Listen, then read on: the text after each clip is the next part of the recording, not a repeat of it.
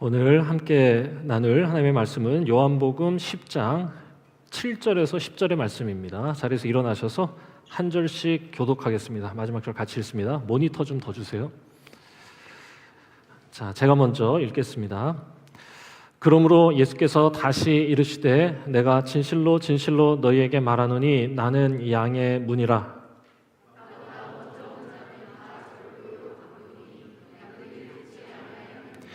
내가 문이니 누구든지 나로 말미암아 들어가면 구원을 받고 또는 들어가며 나오며 꼴을 얻으리라. 도둑이 오는 것은 도둑질하고 죽이고 멸망시키려는 것뿐이요 내가 온 것은 양으로 생명을 얻게 하고 더 풍성히 얻게 하려는 것이라. 이는 살아계신 하나님의 말씀입니다. 아멘. 우리는 이제 대강절을 지내는데 대강절은 이제 빛의 절기라고 할 수 있습니다. 그러니까 성경에서 이제 어둠과 빛이라고 하는 그 은유, 메타포죠. 이 빛과 어둠의 메타포는 무지와 지혜의 메타포이기도 하고 또 죽음과 생명의 메타포이기도 합니다. 그러니까 성경을 읽을 때는 그 단어가 담고 있는 그 어떤 상징적 의미를 어떻게 하나님은 우리에게 풀어서 설명하시고 계신가, 그거를 잘 이해하는 게 중요하다는 생각입니다. 빛의 절기잖아요. 지혜의 빛으로 우리에게 오시고 무지의 어둠에서 우리를 건져주시는 주님을 우리는 또 기다리는 것이다. 제가 신학교를 다닐 때 어릴 적부터 남다르게 어른스럽고 목사 같은 친구들이 있었습니다. 그러니까 제가 이렇게 보면 어딘가 굉장히 어색하면서도 또 어딘가 모르게 저보다 굉장히 어른인 것처럼 느껴지는 무언가가 그 친구들에게 있었습니다. 보시면 아시겠지만 저는 어릴 때나 지금이나 약간 까붑니다. 그러니까 이게 무게감이라는 게 별로 없어요. 그런데 그 친구들을 보면 굉장히 무게감이 있고 정말 어른스러워 보이는 뭔가가 있더라고요. 그러니까 무엇보다 굉장히 인상적이었던 건 누군가의 이야기를 막 듣고 성도분이 병원에 계시다고 그러면서 막 병원에 달려갈 때 저도 같이 가자 그래서 옆에 이렇게 있었는데요. 그때 23살의 전도사였었는데 그 친구가 그 성도님의 이야기를 딱 들으면서 뭔가 상대방의 말을 좀 깊이 이해한다는 듯한 그 표정, 그리고 뭔가를 깨닫고 통달했다는 듯한 그런 어떤 느낌을 갖고 눈을 지그시 감으면서 고개를 이렇게 끄덕끄덕하는 이거는 정말 인상적이었습니다. 제가 생각하는 목사님의 그것과 거의 흡사했어요. 그러니까 걸음걸이, 옷차림, 목소리, 거기다가 지그시 눈을 감고 이렇게 하는 이거, 그러는 손을 잡고 이렇게 어깨를 이렇게 하시는, 이야 진짜 목사님 같다, 이런 생각이 딱 들었는데요. 지금 이렇게 이제 제가 벌써 50이 넘어서 그때를 이렇게 돌아보면 제 자신이나 그냥 우리는 그때 목사는 뭔가 어른스럽고 지혜롭고 삶의 지침을 주는 지도자라고 생각했던 것 같아요. 그래서 지도자다운 풍모를 가지려고 그랬던 거죠. 이렇게. 그런데 가만히 생각해 보면요, 물론 그런 목회자의 상을 갖고 그 꿈을 갖고 열심히 노력하고 자신을 갈고 닦는다면 나쁠 건 없습니다. 그런데 자신이 이미 그런 지도자가 된 듯 행동하는 건 지금 와서 생각하니까 득보다 실이 많구나 라는 걸 깨닫게 되는 거죠. 왜 그러는 거냐? 몰라서 그런 겁니다. 아직 눈이 떠지지가 않아서, 어둠 속에 있어서 그럴 겁니다. 나이가 많거나 적거나 여러분, 혹은 직분이 있거나 없거나, 우리는 다 하나님 앞에서 구도자이고 학생일 뿐입니다. 하나님의 그 영원하고 위대한 진리의 한 구석을 찾아가고 그 거대한 진리 안에 내가 들어가고자 하는 마음, 그저 그걸 갖고 사는 거예요. 우리는 다 알 수도 없겠죠. 그래서 발견케 하시고 깨닫게 하신 그 뜻을 열심히 찾고 배우고 실천하고 때로는 실험하면서 살아가는 순례자일 뿐입니다. 목사라고 하면 그래도 맡겨주신 뜻이 있으니 더 열심히 평생 그 뜻을 탐구하고 겸손하게 그 뜻을 나누면서 한 걸음도 아니라 한 반 걸음 더 열심히 가면서 그 길에 같이 가자고 초청할 수만 있다면 그걸로 족한 거겠다라는 생각을 갖게 됩니다. 조금 눈이 조금 떠지는 것 같다 그런 생각이 듭니다. 그러면서 그렇게 초청하고 손잡고 같이 그 길을 걸어가는 친구들하고 같이 열심히 뜨겁게 하나님을 향해 하나님을 위해 예배하면서 때로는 세미한 음성으로 때로는 천둥 같은 감격으로 우리에게 은혜를 주실 때 하나님의 말씀이 옳았지 하면서 자신의 잘못을 보고 내가 틀렸구나, 내가 바뀌어야 하는구나 고백하고 삶의 한 절이라도 마음의 한 켠이라도 내가 순종하고 변화하려고 노력하는 거, 이게 신앙살이다. 이게 하나님이 정말로 원하시는 신앙살이라고 생각합니다. 이걸 모르면, 눈뜨지 못하면, 어둠 속에 있으면 인척하며 살겠죠. 오늘은 그것에 대한 얘기입니다. 우리는 흔히 살아가면서 내가 다 알고 있다고, 내가 보는 게 전부라고 착각하면서 살아갑니다. 그게 우리입니다. 그래서 성경은 우리를 무엇과 같다고 설명하시느냐? 양이라고 말씀하세요. 예수님이 오늘 말씀에서 우리를 뭐라고 그러시냐? 너네는 양 같다는 거예요. 예수님이 우리에게 갖고 있는 판단, 우리에 대한 평가가 뭐냐? 너네는 양이다 이겁니다. 양, 어떤 존재냐? 눈이 잘 안 보여요. 이게 특징입니다. 양은요, 한 치 앞도 잘 못 봅니다. 그래서 뭘 먹으려고 그래도 어떻게 하려고 그래도 하여간 저 소리를 듣고 쫓아가야 돼요. 그래서 양들은 그렇게 시끄럽답니다. 막 이러면서 간대요. 소리가 나는데, 그러면 그 소리 듣고 이렇게 해서 가는 거고, 목자가 휙휙 불고 뭐 막 이렇게 하면은 그걸로 가는 거고, 그 강아지가 막 이렇게 하면 이렇게 가고, 인도를 받아야 되는 존재라는 거죠. 우리는 양과 같다. 그러니까 이게 칭찬은 아닌 거예요. 양 귀엽다고 생각하지 마세요. 우린 귀엽지 않아요. 옆에 분 보지 마세요. 안 귀여우니까 보지 마세요. 그 양이라고 예쁜 이렇게 뻘로 이 양이 아니고, 눈이 하나도 안 보여가지고 약간 무지한, 늘 어둠 속에 살아가는 존재다. 그래서 목자의 음성에 귀를 기울여야만 살 수 있는 겁니다. 성경에서 시력이 약하다라고 표현하는 건 지혜가 부족하다는 거예요. 이삭이 시력이 약해졌다. 엘리 제사장이 시력이 약해졌다. 이건 무슨 뜻이냐? 하나님을 향한, 인간을 향한, 세상에 대한 지혜가 어두워졌다. 부족해졌다는 거야. 그래서 잘 하나님의 음성도 못 듣고 사리 분별 똑바로 못한다. 이런 뜻입니다. 너네가 그렇다는 겁니다. 너네가. 그래서 예수님은 우리에게 내가 그런 너희의 목자가 되기 위해 왔다고 하시는 거야. 너희들은 양과 같다고. 이걸 깨닫는 것에서부터 신앙살이는 출발하는 겁니다. 나는 한 치 앞도 잘 못 보는 존재구나.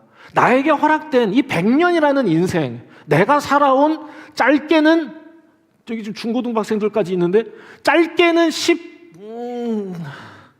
몇 년인지 모르겠다만 17, 8년, 길게는 많이 있어요. 어쨌건 고작 해봐야 하나님께서 이 우주를 창조하시고 이 땅에 호모사피엔스 인간을 살게 하신 이 큰 시간에 비하면 우리는 아무것도 아니야. 우리가 이 짧은 시간에 알면 뭘 알겠습니까? 그렇다는 걸 지금 내가 판단하고 내가 느끼는 감정이 정당하지 않을 수 있다는 걸 깨닫는 순간부터 모든 것은 출발한다. 그러니 내가 목자다. 그러니까 내 말을, 하나님의 말씀을 들으라는 거야. 우리는 지난 2주간 동안 대강절을 보내면서 케노시스, 주님의 비우심의 의미를 찾아가고 있습니다. 주님의 케노시스는 겸손히 우리에게 오신 마음인데 자신을 비우셔서 어떻게 하시느냐? 우리를 높이시는 것이다. 주님의 케노시스는 십자가에서 자신을 내어주시는 것이다. 자신을 비우셔서 우리를 살리시는 것이다 라고 하는 의미를 2주간 살펴보았어요. 오늘은 마지막입니다.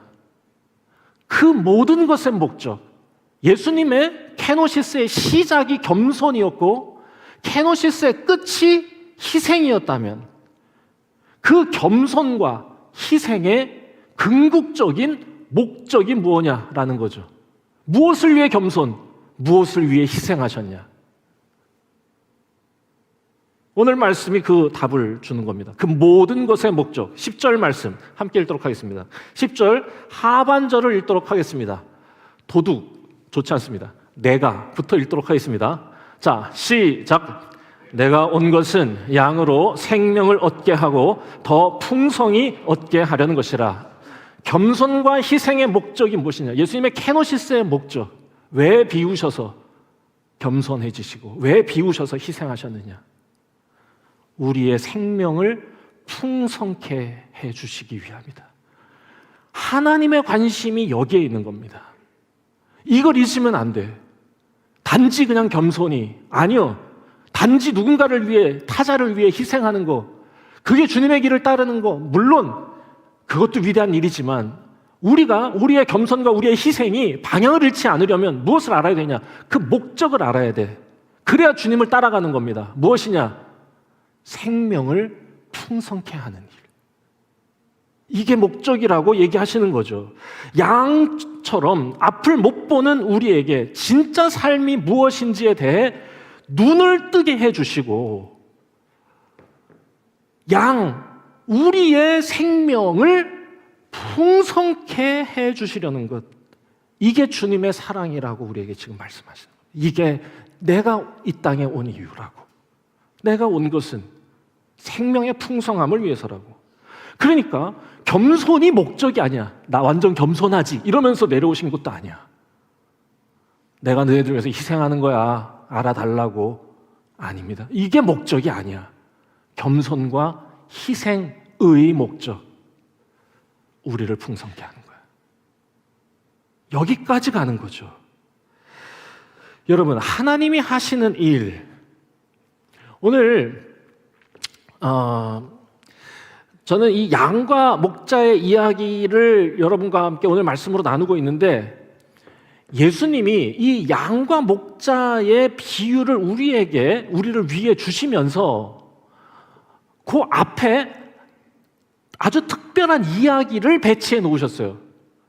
요한이 양과 목자 얘기, 우리가 지금 읽은 게 10장인데요 9장 바로 앞에 맹인이 눈 뜨는 이야기를 배치합니다. 실은 오늘 말씀은 10장 7절에서 10절까지 읽었지만 오늘 말씀의 핵심은 실은 9장에 있는 그 맹인이 눈 뜨는 이야기가 핵심이라고 해도 과언이 아닙니다. 그러니까 양과 목자의 관계를 이해하는 열쇠 같은 거죠. 자, 어떻게 눈을 떠야 풍성한 생명을 누릴 수 있는지. 자, 그래서 제가 이거를 너무 길게 얘기하면 제가 요즘 들어서 제가 여러분 앞에서 자꾸 제가 실언을 하는 걸 느껴요. 설교를 짧게 하겠다.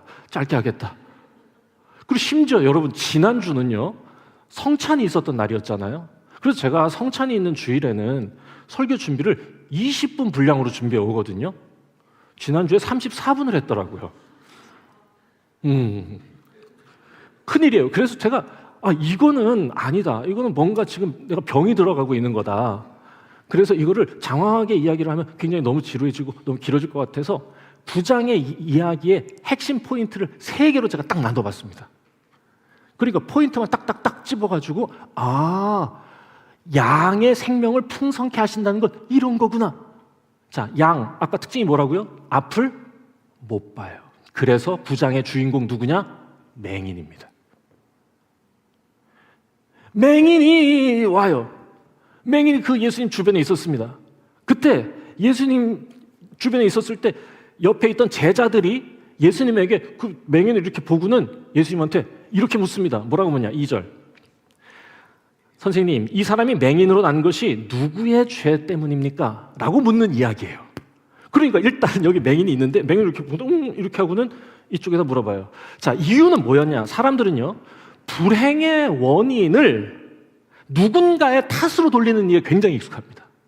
뭔가 나에게 불행한 일이 있어? 그럼 이거 누구 때문이야? 저 사람 불행하네? 저 뭐 때문이야? 이렇게. 저 사람 불성실했기 때문이야. 저 사람 저 성질이 더러워서 저러는 거야. 이렇게 하면서 자꾸 탓을 하는 게 우리의 익숙한 일이죠.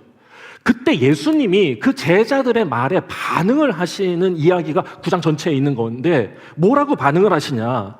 분석하고 비판하고 책임 전가하면 문제 해결 안 된다.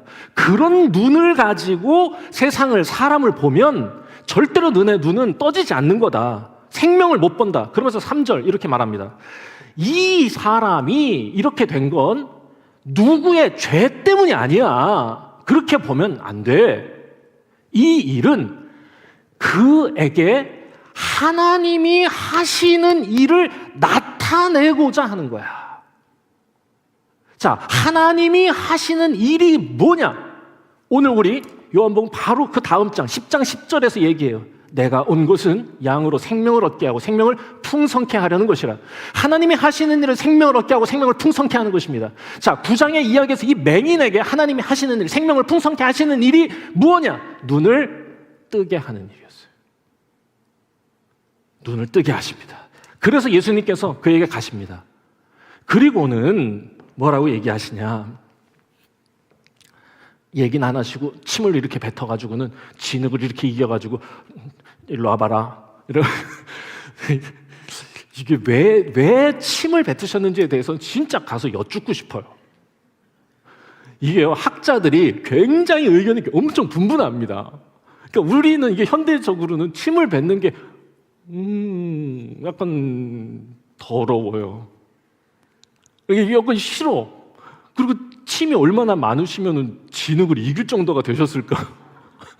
그러니까 이게 생각할수록 점점 미궁에 빠지는 거니까 진짜 여쭙고 싶어요. 주님, 왜 굳이 침이셨습니까? 라고 여쭙고 싶어요.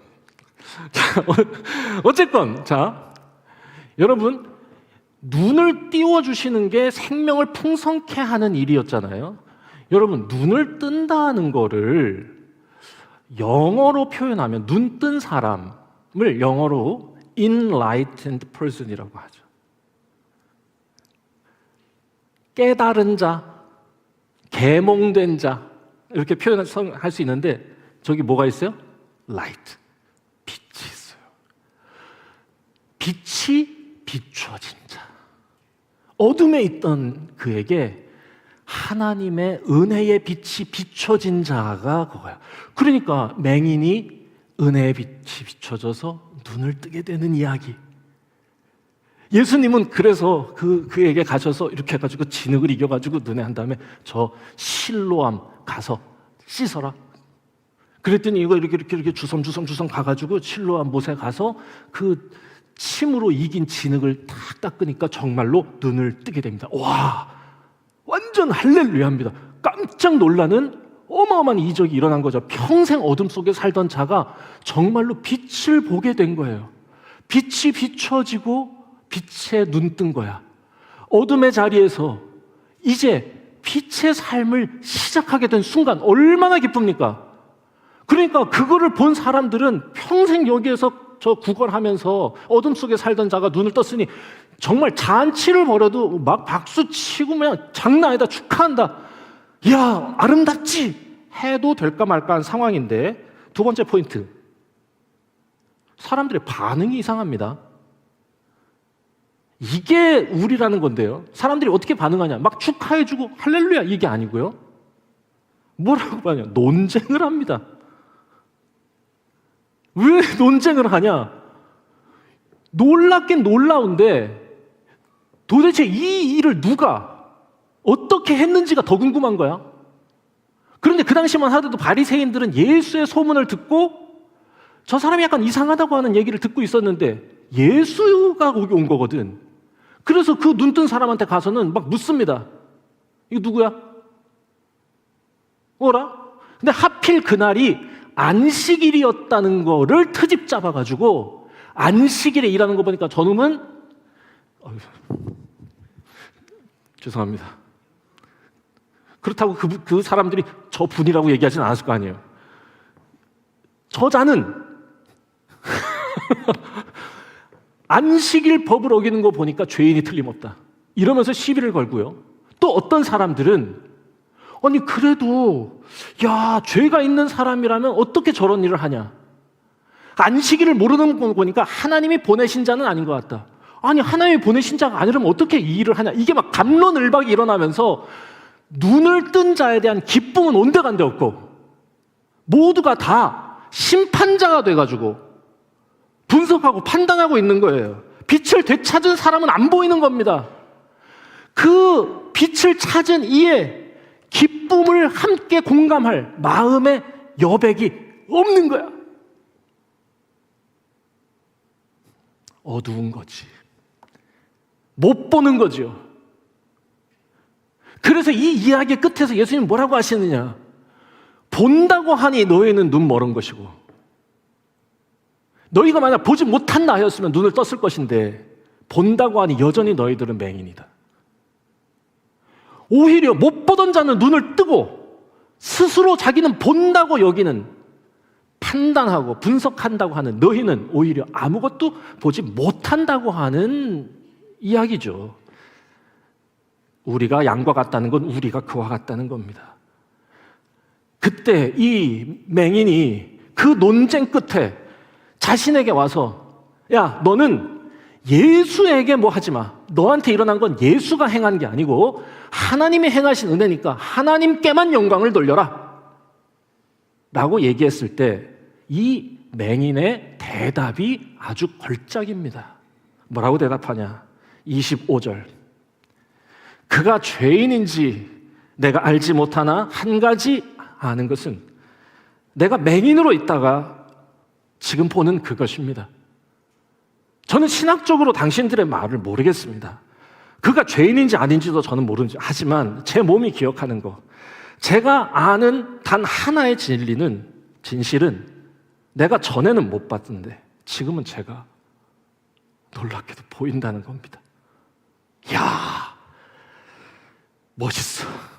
간결하고 명확하게 그들을 부끄럽게 만들고 있는 겁니다.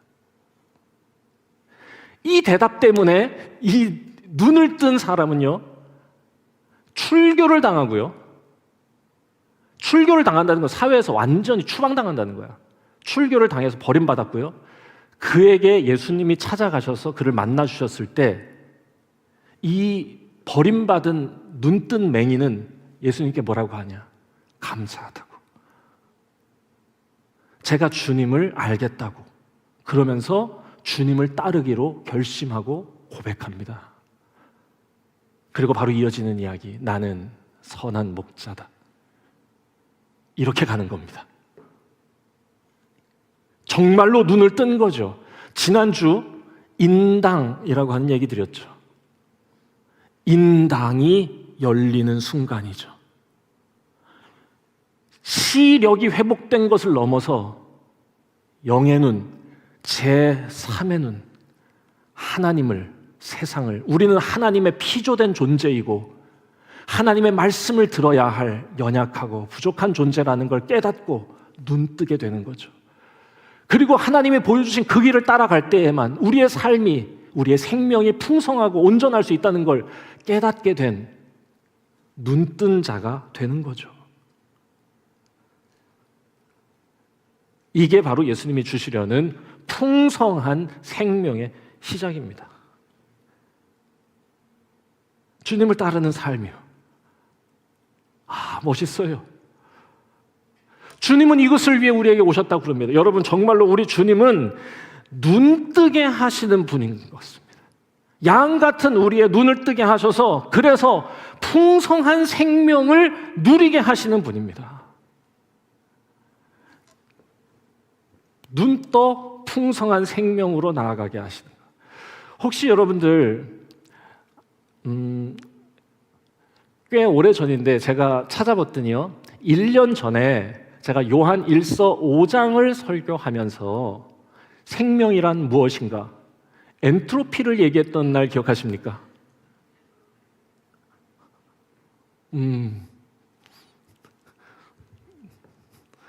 괜찮아요.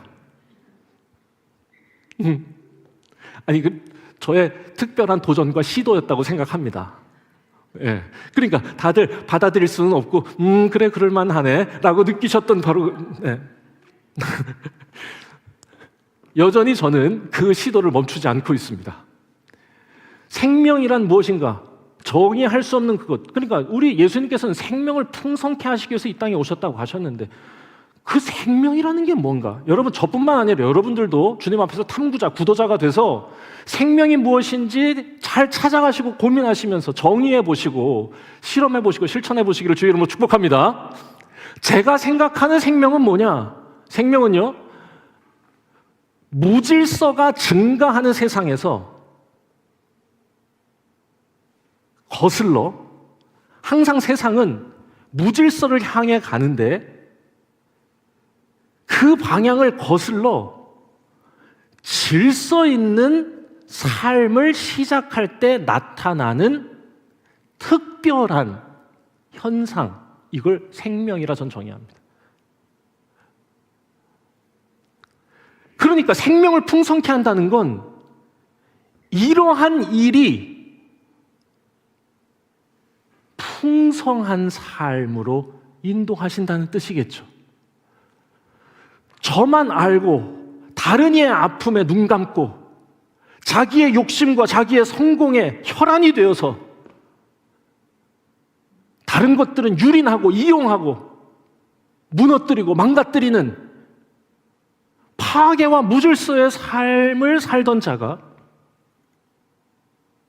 돌이켜서 타자와 내가 함께 이익을 얻을 수 있는 지점을 고민하기 시작하고 타자의 아픔에 공감하고 부드럽고 유연한 말로 위로하고 자신의 시간을 내어주면서 그와 공감하고 그에게 힘이 되어주는 삶을 시작할 때 이걸 생명이라 한다로 정의하고 싶습니다. 지금 예수님께서 하신 일이 뭐냐? 맹인의 삶에 빛을 비춰주시고 눈을 뜨게 하셨다. 너희들은 양이고 나는 목자다. 그러니 내 말을 듣고 따라와라. 내가 너희에게 풍성한 생명, 생명의 풍성함으로 너희를 이끌겠다 라고 얘기하시는 것이니 우리 안에 그러한 일들이 나타나기를, 타자의 삶을 꽃 피우는, 저만 위에 살던 삶을 거슬러 타자의 삶을 꽃 피우는 사랑의 삶을 살기를 우리에게 지금 축복하고 계신 것이다 라고 읽습니다. 예수님은 이 사랑을 위해서 생명까지 우리에게 내어주신 거고, 그리고 이제 우리도 이 길로 오라고 초청하시고 계십니다. 요한복음 21장에 보면 부활하신 예수님이 베드로에게 찾아가셔서 대화하시는 장면에 이렇게 부탁하십니다. 네가 나를 사랑하냐? 그러면 아주 유명한 말이죠. 내 양을 쳐라. 우리를 양이라 부르시고 자신이 목자라 하셨던 예수님께서 이 땅을 떠나시면서는 베드로에게 뭐라고 말씀하시는 거냐? 이제 내가 떠나니 베드로 너 목자의 일을 시작해라 라고 얘기하시는 겁니다. 내가 너희를 사랑으로 눈뜨게 하고 생명의 풍성함으로 인도했던 것처럼 이제 너 내 주변을, 네가 만나는 사람을, 타자를 눈뜨게 하고 생명의 풍성함으로 인도하는 삶을 시작해라 라고 말씀하시는 것이죠. 자, 오늘 두 가지만 기억하고 함께 기도하겠습니다. 첫 번째, 우리 주님은 우리를 눈뜨게 하시고 생명의 풍성함으로 인도해 주시는 분이라는 걸 잊지 않기를 바랍니다.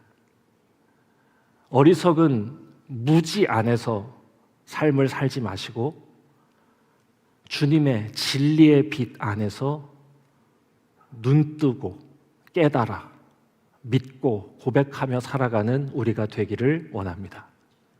두 번째,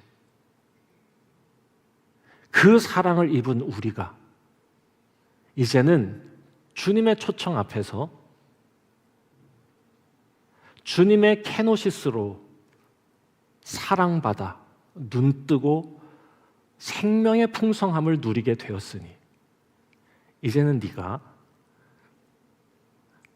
누군가를 눈뜨게 하고 생명의 풍성함을 살게 하는 목자의 삶을 시작하라고 우리에게 부탁하고 있는 겁니다. 여러분, 이 사실을 잘 깨달아